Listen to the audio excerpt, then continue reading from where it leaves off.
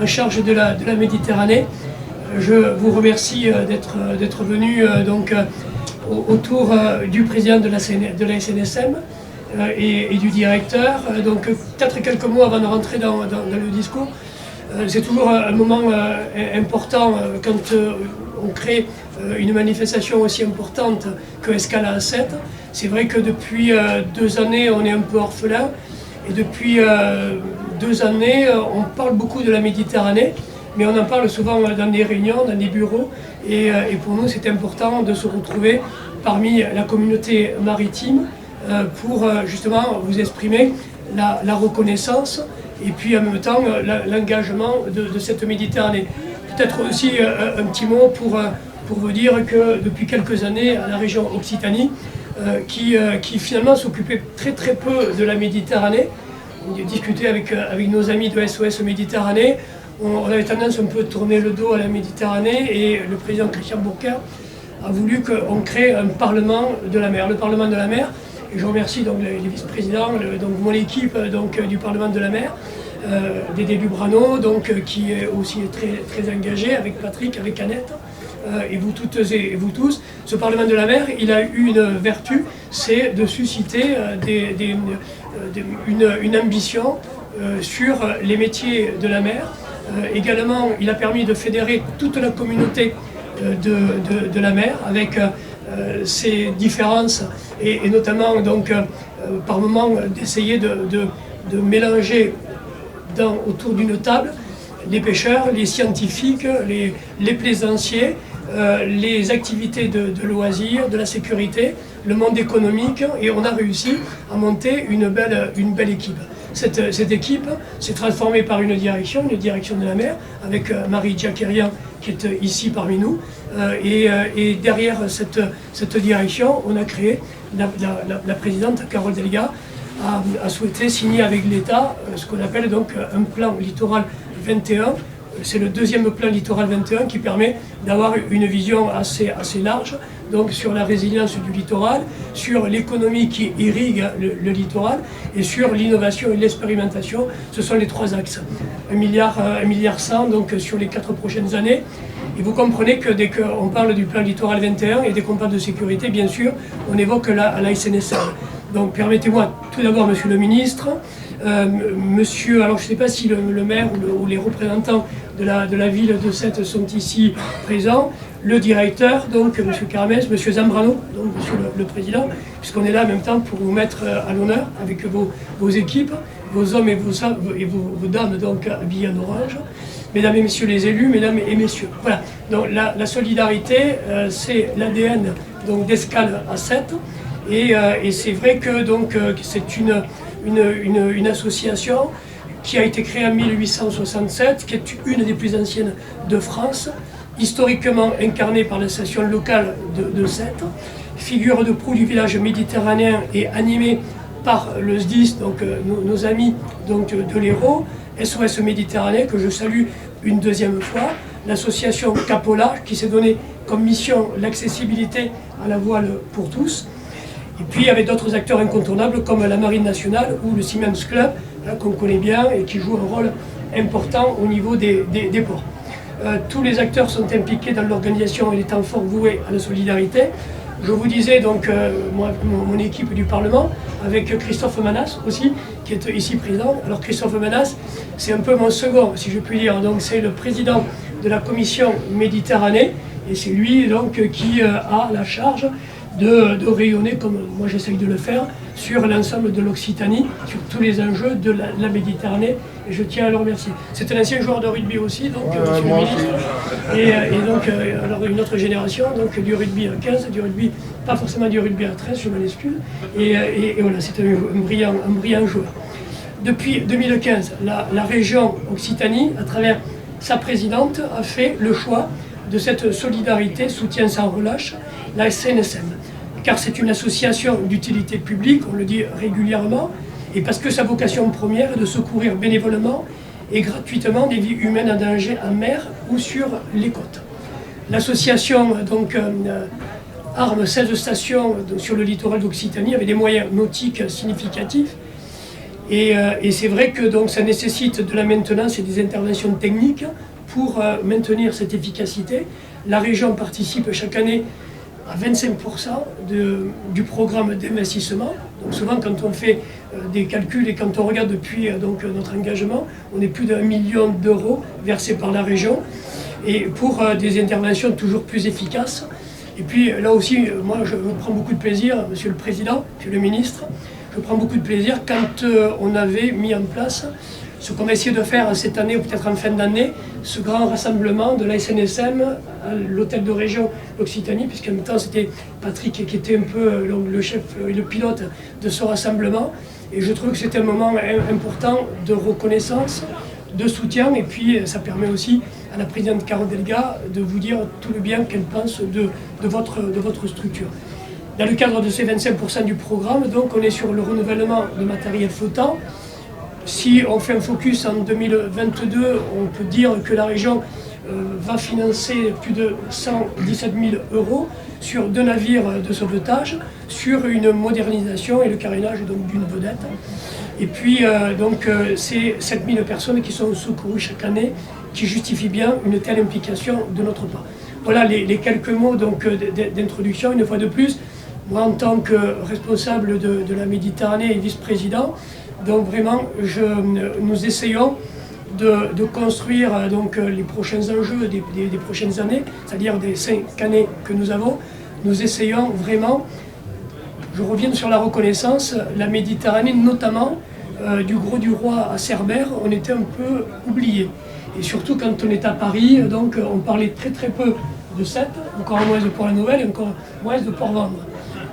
Si je reste sur les ports de commerce, depuis quelques années, on peut dire que nous sommes bien présents sur l'échiquier national parce que nous sommes engagés, parce que sont engagés le président de la pêche régionale, Bernard Pérez, le président de la conchiculture. On essaye d'ailleurs, dans le cadre de la filière conchilicole que nous avons mis en place. Je salue également Marc Chevalier, qui fait partie de notre équipe. Et moi, je me souviens quand j'ai démarré à ce Parlement de la mer, j'avais besoin d'être alimenté et de me donner la matière pour des gens qui ont du savoir et le savoir-faire. Donc j'ai pu le trouver avec les personnes que je viens de citer. Et surtout, je termine mes propos avec Jean-Claude Guessot. Vous savez que Jean-Claude Guessot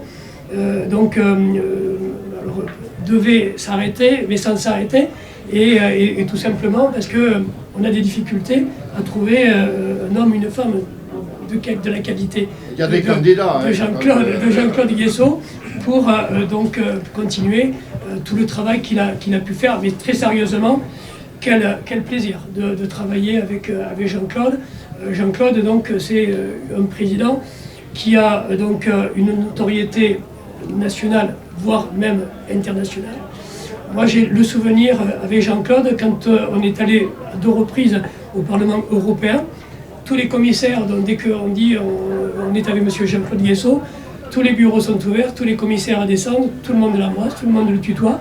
Mais en même temps, ça nous permet de faire passer quand même des dossiers très très structurants pour notre région de l'Occitanie. C'est pour ça qu'en même temps, on fait très attention. Et la succession ce sera un moment très très délicat. Comme ancien ministre de la mer, et comme ancien ministre de la mer, et tu en sais quelque chose, mon cher Marc, puisque concernant l'ERICA, nous avons été particulièrement dans l'action et dans les décisions pour ERICA 2, ERICA 3, où j'ai, avec Lionel Jospin, et moi comme président du Conseil des ministres européens des Transports et de l'Énergie, fait avancer le schmilblick sur cette question. Et j'avais, ministre de l'équipement, des transports, du logement, j'étais ministre de la mer, hors la pêche. La pêche, c'était mon ami Glavenus, parce qu'il était ministre de l'Agriculture. Mais j'avais la pêche, je te le dis aussi, sur toute la dimension sociale. Et je vous dis ça parce que quand on parle aussi de ces questions, de la pêche, de l'avenir, des pêcheurs, des gros métiers et des petits métiers, pour aller vite, il faut penser à cette dimension sociale. Et concernant le sauvetage en mer, je sais que je suis un peu en désaccord avec toi, mon cher Michel, et je vais dire pourquoi. Il y a des valeurs que je considère comme essentielles. Il s'agit des valeurs humaines, et ces valeurs font honneur à la marine, aux marins, à ces femmes et à ces hommes qui, depuis des millénaires, ont contribué aux échanges, au partage, au respect de la vie des autres, même si ces autres ne sont pas de la même couleur, de la même origine, du même continent. Depuis plus de 20 ans, je considère même que l'adhésion, et c'est là-dessus, il y a une petite différence avec la SNSM, je considère que l'adhésion à la SNSM devrait être naturelle, pour ne pas dire obligatoire. Mais toi, on me dit, non, nous on est pour chacun fait ce qu'il veut. Et alors, de ce point de vue, il rigole. C'est vrai que j'ai vraiment cette... Tu m'entends pas? Vous m'entendez pas? Je recommence? Non. Il va être trop long. Et alors, donc je considère que cette adhésion à la SNSM devrait être naturelle, pour ne pas dire obligatoire. Notre port, celui de Sète-Frontignan, a été le premier port de France moteur d'une action fondée sur le volontariat et la reconnaissance du canot de sauvetage par les plaisanciers. Hein. Avec Olivier Carmès, où il est? Je suis là. Parce que si je ne le cite pas, il m'engueule. Je dis ça pour la presse. Pensez à notre... Et avec Fabien Huet, nous poursuivons une action entreprise par le port de Plaisance depuis très longtemps. Avant que j'arrive, depuis 5 ans, à la présidence du port de Sète. Et cette année, la contribution volontaire est de 10 € par contrat. Je suis heureux de vous dire ce soir que grâce à ton action, mon cher Michel, mon cher président, grâce à notre mobilisation commune, 90% des plaisanciers ont contribué pour un montant de plus de 18 000 €. C'est le chiffre qu'on t'a dit. Bon, tu vas voir le chef. Et alors, Sérieux? après ces 2 années de crise, l'année 2022 donne un espoir. Avec ce record de dons à reverser à la SNSM, qui s'élève précisément à 18 553 € au titre de l'exercice 2021, contre 16 327 en 2020, c'est-à-dire une vraie augmentation. C'est un peu comme le coût de la vie, mais là, c'est un peu plus, même c'est 12% d'augmentation. Et ça, sans nouveaux emplacements. C'est-à-dire, c'est bien grâce à la restructuration des contrats de 6 mois du port de Plaisance qui a permis d'accroître les dons cette année. Je rappelle qu'en 2021, le canot de sauvetage de Sète a réalisé, parce que ça sert à quoi? 22 interventions. Vous avez sauvé des vies. Vous avez sauvé des vies. Je crois qu'il faut applaudir tous ces sauveteurs. Parce que ce service public, parce que c'est du service public, c'est la dimension, pour moi c'est essentiel. Voilà. Et dans des conditions, toujours, hein, vous savez, quand ils interviennent, hein, il y a des... Patrick, qui se rappelle, même une fois, il m'a sauvé. C'était où, à Madras? Il y a longtemps, attention, ah ben, tu m'as sauvé, tu voulais faire parler de toi, oui. Et alors, non, dans des conditions périlleuses, parce que ça aussi, c'est grâce à cette détermination, cet engagement, c'est comme les pompiers, c'est comme, tu vois, c'est vraiment, et ça, il faut saluer. Je veux souligner, comme Didier l'a dit, la dimension de service public de la SNSM et rappeler le soutien de la région Occitanie et de sa présidente Carole Delga. Il s'agisse du nouveau canot de sauvetage tout en à 7, en 2000, l'amiral Lénard, c'est ça. Hein, bon, qu'est-ce que vous voulez, on a sur un canot quand même et parler du sauvetage des vies en mer, c'est-à-dire des conventions internationales pour défendre l'accès humanitaire, pour sauver des femmes, des enfants, des adultes qui fuient l'oppression ou la misère,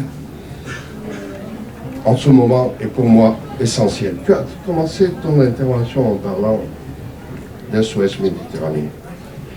Et je vois Jean-Pierre à Lacan qui est là. Il m'a dit surtout ne me cite pas. Et pourtant,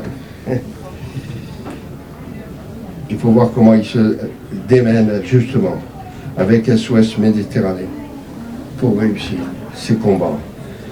Ces combats, plus que jamais, soutenons celles et ceux qui luttent pour le sauvetage, pour la solidarité, pour le droit au vivre ensemble.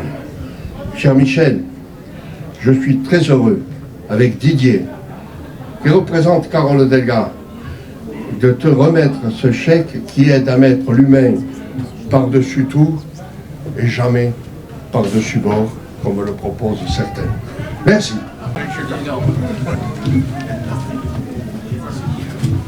Voilà.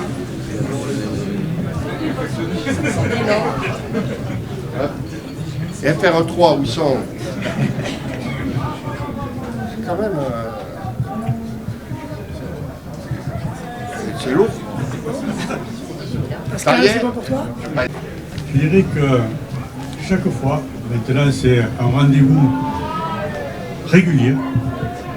On vient ici avec mon équipage avec beaucoup d'émotion parce que au travers de l'action de la région, de l'EPR, à qui nous devons beaucoup, Monsieur le Président, Monsieur le Ministre, vous soutenez une action humanitaire. Vous savez ce que c'est qu'un canot de sauvetage tout temps? Celui de 7, c'est le gardien, c'est les chaînes de garde du golfe de Lion. C'est un canot qui peut être mis en œuvre n'importe quelle heure du jour ou de la nuit, quel que soit le temps. Mais s'il n'y avait pas la solidarité qui est exprimée à ce moment à 7 et que je souhaite à toutes les stations de France d'ailleurs, on ne pourrait pas avoir peut-être un bateau aussi performant et aussi bien entretenu. L'entretien d'un canot comme ça, c'est la sécurité de son équipage d'abord. Et ensuite, tout ceci contribue à la réussite d'opérations, souvent dans des conditions très difficiles. Simplement, il y a 20 ans de ça, pour la petite histoire, nous avons sauvé, avec une grosse tempête de sud-est, force 9 à 10, au large de Guissan, un voilier qui s'appelait le Massif 12, 6 personnes à bord, lequel avait été pris en remorque par la vedette de Guissan. Et la vedette de Guissan, malgré les efforts de son équipage, avait cassé plusieurs remorques dessus et s'avérait être impossible, incapable de rentrer dans n'importe quel port, tous les ports étant consignés. Donc l'équipage de Guissan a demandé l'assistance du canot de 7. Immédiatement, on est parti. Et ça, c'est la solidarité de marin à marin. Nous, c'est notre marine marginale. On n'a pas de paulette, on n'a pas de bouton doré, mais on est toujours là. On ne fait jamais grève, on ne revendique rien, on n'a pas d'augmentation, mais on fait quelque chose qui nous tient à cœur pour le bonheur de tout le monde. Considérant que tout navigateur est un naufragé en puissance. Alors ne fait jamais de différence de nationalité, de race, tout ce que vous voulez. Voilà, donc ces personnes nous ont remerciés et d'ailleurs viendront demain, une partie de cet équipage, nous remercier publiquement à 7, au bout de 20 ans, parce que le 11 avril 2002, eh bien, ça fait 20 ans qu'on a fait ce sauvetage dans des conditions très difficiles. Voilà. Des actions comme ça, quand on les fait, il faut partir avec un équipage sûr, entraîné. Pour ça, il faut faire beaucoup d'exercices et surtout du matériel performant. On ne peut pas être qu'en tout temps dans un endroit aussi difficile que le golfe du Lion, sans avoir des moyens adaptés à ce site. Je voudrais remercier M. Carmès, le Port Sud de France. Vous savez, j'ai l'habitude de dire, un port, c'est un quartier dans une ville. Dans ce quartier, on se connaît tous. Du matin au soir, on côtoie les charpentiers, les pêcheurs, le PR, le port de plaisance. Et je voudrais vraiment, M. Carmès, M. le Président, remercier tout le personnel de l'EPR qui se met à notre disposition. Je veux dire, les grutiers, le personnel du port de plaisance, toutes ces personnes qui nous soutiennent toute la nuit, physiquement, matériellement, sans qu'on ait besoin d'aller taper à leur porte. Ils sont là. Et ça, c'est très important. Voilà. Alors, écoutez, je n'ai pas préparé de papier. Chaque fois, je les oublie, ces papiers. Alors, ce que je vous dis, c'est du fond du cœur. Et à travers ce que je vous dis, vous avez toute la reconnaissance et la gratitude de mon équipage. Voilà. Merci.